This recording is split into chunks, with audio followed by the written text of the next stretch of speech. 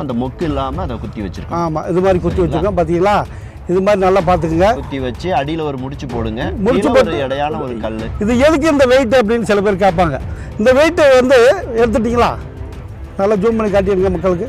கண்மை மாதிரி இப்படியே தள்ளிக்கிட்டோம்னா கண் நோய் 96 சால சுரம், வெள்ளை எழுத்து, கிட்ட பார்வை, தூர பார்வை, இன்னும் சில பேருக்கு பூ விழுந்தது, அப்புறம் ஆமாம், அப்புறம் ஏதாவது அடிபட்டு கண்ணில் ரத்தம் சொட்டு விழுக்கிறது, இன்னும் இது மாதிரி சித்தல் வந்து கண் நோய் 96 தீருன்னு பாடியிருக்காங்க.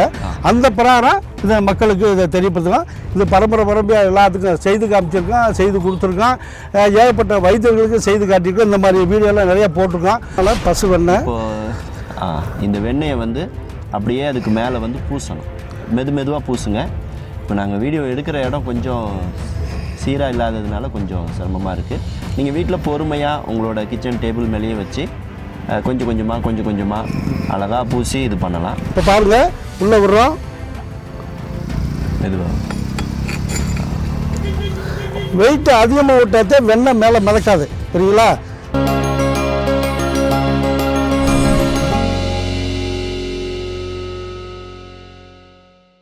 இயற்கையை மருந்து சேனலுடைய மேலும் பல பதிவுகளை தெரிந்து கொள்ள இந்த சேனலை சப்ஸ்கிரைப் செய்யவும், பெல் பட்டனை அழுத்தவும்.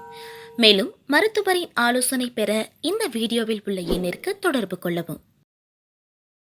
இயற்கை மருந்து நேயர்களுக்கு வணக்கம். நான் உங்கள் பதகன் பேசுகிறேன். என்னோட அருகில் பார்த்தீங்க அப்படின்னா வாசியோக சித்தர், ரசவாத கலையில் ரொம்ப கை தேர்ந்தவர், திண்டுக்கல்லை சேர்ந்த திரு பாலகிருஷ்ணன் ஐயாவை வந்து நம்ம சந்திக்க வந்திருக்கிறோம். ஐயா கிட்ட பேசிகிட்டு இருக்கும்போது ஒரு ரொம்ப சின்ன எழுத்தை கூட அவர் அழகாக படித்து இது பண்ணிக்கிட்டு இருந்தார். எப்படியும் அவங்க கண் பார்வை மட்டும் இவ்வளோ தெளிவாக இருக்குது இவ்வளோ வயசுலையும் அப்படின்னு கேட்டால், ஒன்றும் இல்லை சாமி, 3 சாமான் தான், அதை வச்சு ஒரு மருந்து செஞ்சால் போதும், கண் சார்ந்த எந்த பிரச்சனையும் வராது, வந்திருந்தாலும் சரியாகும் அப்படின்னாரு. ஐயா, எப்படியாவது கொஞ்சம் மக்களுக்கு அதை தெரியப்படுத்தினா நல்லாயிருக்கும் அப்படின்னு. நம்மக்கிட்ட எந்த ஒளிவு மறைவும் கிடையாது சாமி, கண்டிப்பாக சொல்லலாம் அப்படின்னு சொன்னார்.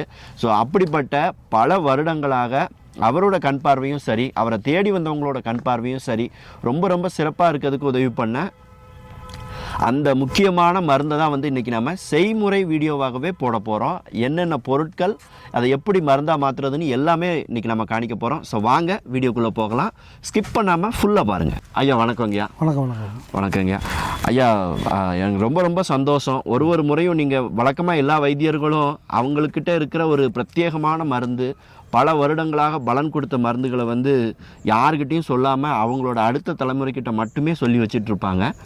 ஆனால் நீங்கள் இந்த உலகத்தில் இருக்கிற எல்லா மக்களும் பலனடையணும் அப்படின்னு நீங்கள் சொல்கிறதே எனக்கு ரொம்ப சந்தோஷம். நீங்கள் ஏற்கனவே நிறைய இந்த மாதிரி சொல்லியிருக்கிறீங்க. ஸோ இன்றைக்கி இந்த கண் பிரச்சனைக்கு எனக்கு பேசிகிட்டு இருக்கும்போது சொன்னீங்க, இந்த கண் பிரச்சனை இன்றைக்கி ஏன் இவ்வளோ தூரத்துக்கு எல்லாருக்கும் வருதுங்க? சின்ன குழந்தைங்கள்லேருந்து, முன்னாடிலாம் வயதானவங்களுக்கு தான் கண் பிரச்சனைன்னு வந்தது, இன்றைக்கி ரொம்ப சின்ன குழந்தைங்களுக்கு கூட வருது. இதுக்கான காரணம் என்னங்கய்யா? ஒரு நிமிஷம், கண்ணை கொடுத்த இறைவனை ஒரு நிமிஷம் சொல்லிட்டு நம்ம ஆரம்பிச்சிருவோம். நல்லதுங்கய்யா.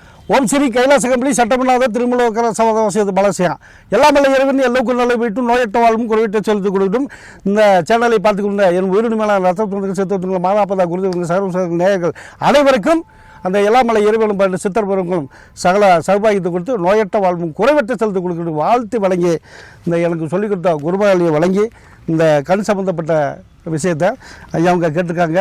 அதை ஒளிவு மறைவு இல்லாமல் நாங்கள் அப்போ இருந்து பரம்பரை வைத்தியர், நாங்கள் 10 தலைமுறை வைத்தியர்.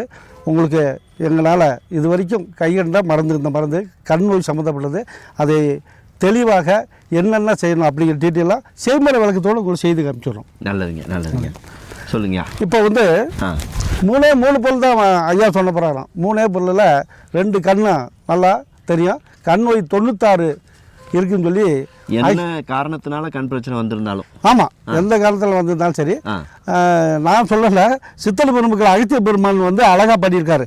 கண் நோய் 96க்கும் இந்த மாதிரி விஷயங்கள் செஞ்சால் நல்லதுன்னு சொல்லி போட்டிருக்காங்க. அந்த பிரகாரம் எங்கள் குருமார்கள் கற்றுக் கொடுத்த பரம்பரையாக நாங்கள் செஞ்சுக்கிறோம். அதை நிறைய பேருக்கு சொல்லி கொடுத்துருக்கோம். இது ஒன்றும் ஒளிவு மறைவுலாம் இல்லை. ஏன்னா கண்ணை கொடுத்தது இறைவன். அந்த நம்மளும் அதை போய் மறைக்கக்கூடாது, எந்த இதுவும் மறைக்கக்கூடாதுங்க. ஒளிவு மறைவு இல்லாமல் செய்முறை விளக்கத்தோடு செய்யலாம். 3 பொருள் தான் நேர்களே. இந்த 3 பொருள் ஒன்றும் இல்லை, எலுமிச்சங்காய் காய் பார்த்துக்கலாம். அதை வந்து பழுத்தது நல்ல பழமாக எடுத்துக்கலாம். நல்ல பழமா? ஆமாம். இந்த மாதிரி நல்ல பழமா பெரிய பழமா பார்த்து எடுத்துக்கலாம். இந்த எலுமிச்சை பழத்துக்குள்ள வந்து நம்ம வந்து சின்ன சின்ன ஓட்டைகள் நம்ம போடணும். நல்ல பெரிய ஊசியால் இது கோலிஸ் எடுத்துக்கிங்க நேயர்களே. கோலிஸ் எடுத்துக்கிட்டு இந்த மாதிரி ஓட்டை போடுறோம். ஜூம் பண்ணி காட்டுங்க. இந்த மாதிரி சுற்றிலும் ஃபுல்லாக ஓட்டை போடுறோம். நல்லா ஓட்டை போட்டு இது வந்து கிராம்பு நேயர்களே, வேறு ஒன்றும் கிடையாது. கிராம்பு இது வந்து கிராம்பு, வேறு ஒன்றும் இல்லை. நம்ம வீட்டுக்கு யூஸ் பண்ணக்கூடிய கிராம்பு தான், வேறு ஒன்றும் இல்லை. கிராம்பு. இந்த கிராம்பை வந்து அப்படியே நம்ம செய்யக்கூடாது. இதை வந்து இதில் இருக்க மொட்டை மட்டும் நம்ம நீக்கணும். நேர்களே பார்த்துங்க, இந்த மொட்டை மட்டும் நம்ம நீக்கிறோம். நீக்கிட்டால் இந்த மாதிரி ஆயிரும். பார்த்தீங்களா, அந்த மொக்கு அதை மட்டும் நீங்கள் அதை நீக்கிறோம்னா பார்த்துங்க. ஜூம் பண்ணி காட்டிடுங்க. ஏன்னா நேர்கள் தெரியாமல் மொக்கோட போட்டால் பழங்கள் கம்மியாயிரும். அதனால் இந்த மொக்கு நீக்கின கிராம்பு. இந்த கிராம்பை நம்ம என்ன செய்யணும் அப்படின்னா, இந்த ஏற்கனவே கோலிஸில் நம்ம ஓட்டை போட்டுருக்கோம். எலுமிச்சங்காயில் பாருங்கள், இந்த ஓட்டையில் இப்படி குத்திடுறோம். பார்த்தீங்களா, இதே மாதிரி வரிசையாக நம்ம குத்திக்கலாம். ஃபுல்லாக எலுமிச்சம்பழம் பூரா இது மாதிரி குத்தி எடுத்துக்கலாம். எடுத்துக்கிட்டு இந்த மாதிரி ஒரு நூல்கண்டில் ஓட்டை இந்த மாதிரி குத்தி நடுவில் ஏன்னா இது மக்களுக்கு தெரியணும். அதை எடுத்து அந்த பார்த்தீங்களா, இந்த மாதிரி ஓட்டை போட்டுற நேர்களே, ஓட்டை போட்டு நூல் கயிறு இது வெளியே கோர்த்துறோம். ஆமாம்.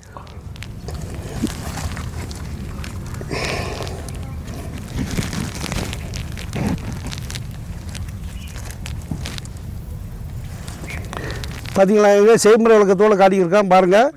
இது மாதிரி எடுத்துட்டோம்னா இந்த நூல் கயிறு வெளியே வந்துடுது. ஒரு பக்கம் நம்ம பிடிச்சிக்கிறோம்.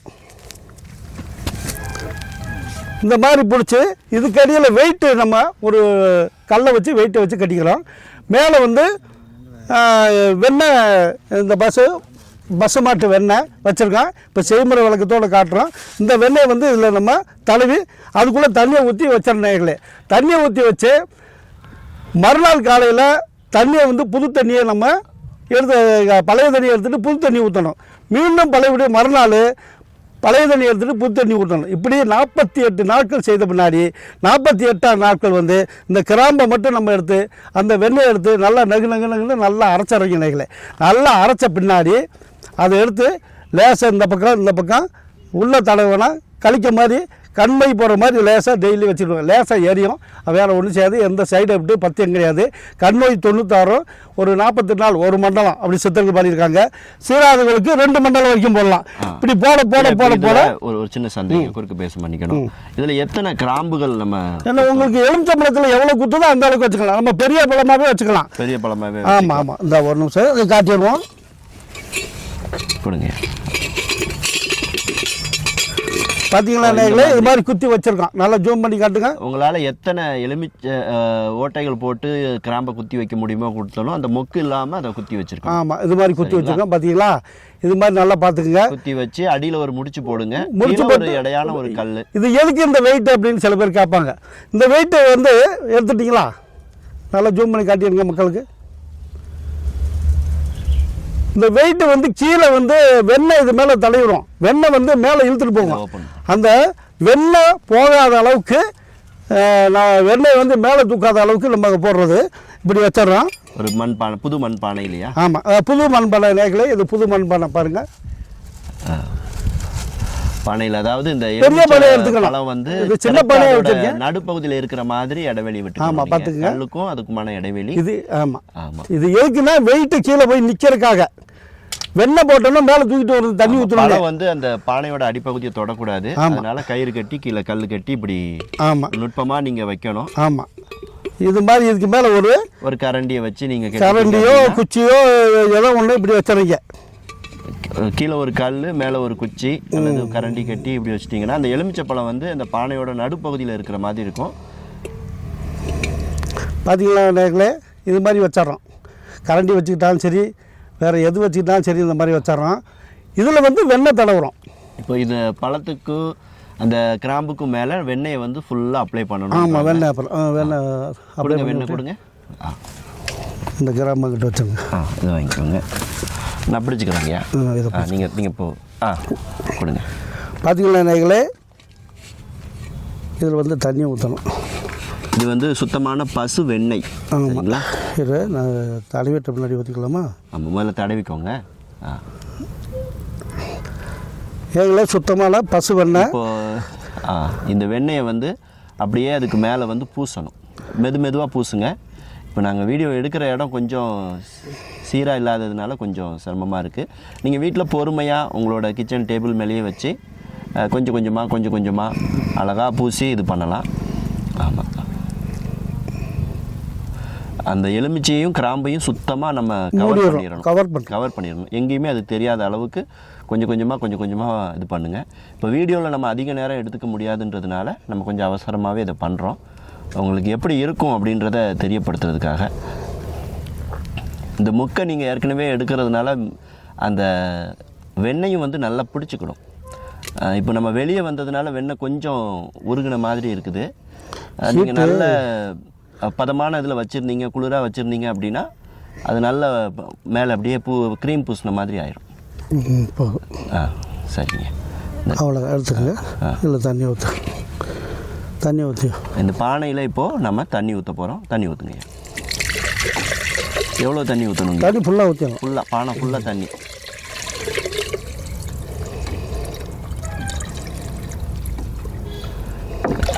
இது கேன் வந்து 5 லிட்டர் கேனுங்க. இல்லை பெரிய பானைக்கு அதாவது கழுத்து வரைக்கும் அந்த பானையோட.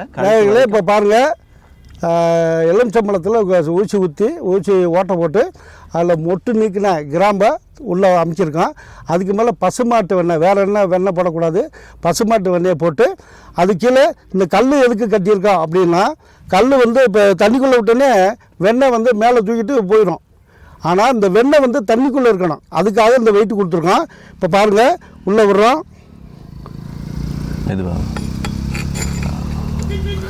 வெயிட்டு அதிகமாக விட்டாதே வெண்ணெய் மேலே மிதக்காது, புரியுங்களா? இந்த வெயிட்டு அதிகமாக இருக்கணும்.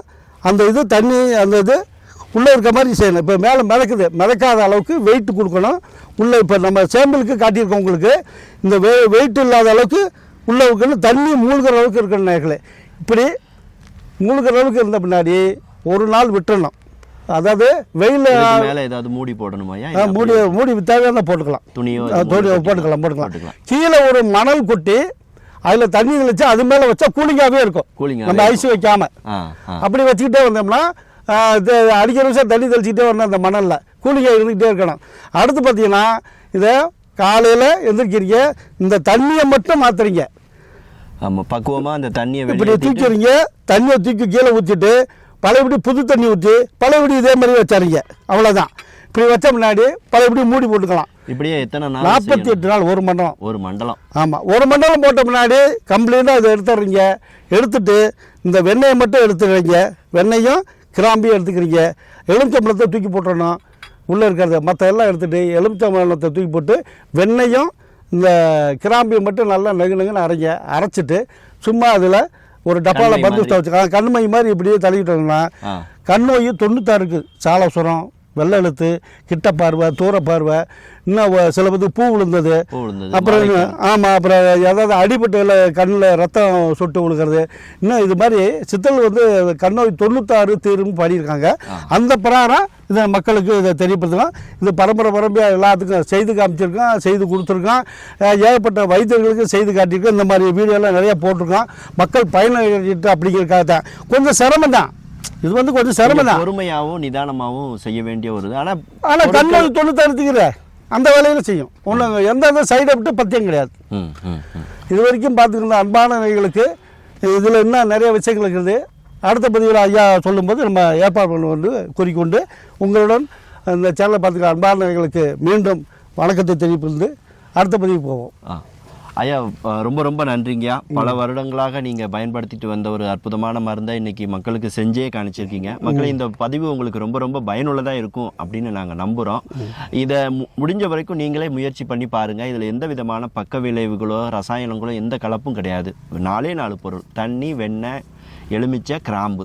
சரிங்களா? இந்த கிராம்பு மட்டும் நீங்கள் மொக்கை நீக்கிட்டு இதை பயன்படுத்தணும். இப்போது நம்ம அவசர இதுமாக செய்யும்போது கொஞ்சம் அந்த வெண்ணெய் வேலை தெரியுது உங்களுக்கு. பட் நீங்கள் செய்யும்போது கரெக்டாக அந்த கல் வந்து கொஞ்சம் பக்கத்துலேயே கூட ஒட்டி வச்சுக்கலாம். இந்த வெண்ணெயை வந்து அந்த தண்ணி மூழ்கடிக்கணும். அப்போ தான் அது சுத்தி ஆகும். 48 நாளும் நீங்கள் அந்த தண்ணீரை மட்டும்தான் மாற்றணும். வேறு எதையும் எடுத்து தூர போடக்கூடாது. தண்ணீரை மட்டும் மாற்றிட்டு சுத்தமான புது தண்ணீரை வந்து அதில் விட்டுட்டு வாங்க. தூசி எதுவும் விழாமல் இருக்கிறதுக்கு தேவைப்பட்டால் துணி கட்டிக்கோங்க அல்லது மூடிக்கோங்க. இது பார்த்துட்டு இருக்க மற்ற வைத்தியர்களுமே கூட இதை வந்து செஞ்சு மக்களுக்கு கொடுத்து பயனடைய உதவி பண்ணுங்கள். ஸோ இதே மாதிரி இன்னும் பயனுள்ள எளிமையான தகவல்கள் உங்களுக்கு தொடர்ந்து வேணும் அப்படின்னா நம்மளோட சேனலை சப்ஸ்கிரைப் பண்ணி வச்சுக்கோங்க, ஃபாலோ பண்ணுங்கள். இன்னொரு வீடியோவில் இன்னொரு அற்புதமான மருந்தோட மீண்டும் சந்திக்கலாம். நன்றி, வணக்கம். ஒரு விஷயத்த சொல்லிடுவோம். சொல்லுங்கள். மழை நீர் விட்டாங்கன்னா இப்போ மழை தண்ணி இப்போ மழை பெய்யுது பிடிச்சி வச்சுக்கிட்டு அந்த தண்ணியை விட்டால் இன்னும் விசேஷமாக வேலை செய்யும். அதனால ஆமாம், மழை நீர் அருமையாக வேலை செய்யுது. முடியாத பட்சத்துக்கு நம்ம மினரல் வாட்டர் வாங்கிக்கலாம், முடியாத பட்சத்துக்கு. ஆனால் மழை நீர் சூப்பராக வேலை செய்யுது, சுத்தமான தண்ணியாக இருக்கிறது. ஆமாம், நல்லா வேலை செய்யுது. அதனால அன்பர்கள் இந்த மாதிரி முடிஞ்ச வரைக்கும் சிரமப்பட்டாலும் நல்லா வேலை செய்து அனைவரும் பயன்படுத்திக்கங்க. நல்லதுங்க. நன்றி, ரொம்ப நன்றி. நன்றி.